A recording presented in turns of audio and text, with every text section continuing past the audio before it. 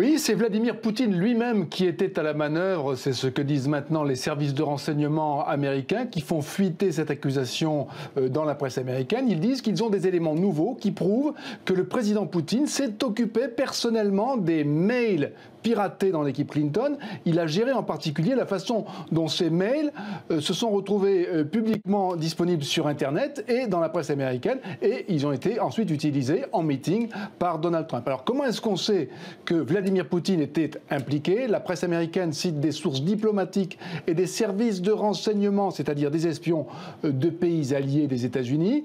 Ces éléments nouveaux qui répondent aussi en partie à la question pourquoi est-ce que Vladimir Poutine a fait ça? Pourquoi? Dans un premier temps, il voulait faire perdre Hillary Clinton, qu'il n'avait pas du tout aimé comme secrétaire d'État. Ensuite, son plan, c'était de prouver que la politique américaine était corrompue pour inciter les alliés des États-Unis à prendre leur distance. Et c'est seulement à la toute fin, quand les sondages se sont resserrés, que Moscou a compris que Donald Trump avait une chance et que cette opération pourrait lui donner un coup de pouce pour être élu. C'est évidemment une accusation très grave si en effet un chef d'État étranger est impliqué. Du coup, tous les regards se portent vers un autre chef d'État, Barack Obama, qui a lancé une enquête interne dont on devrait connaître les résultats avant le 20 janvier.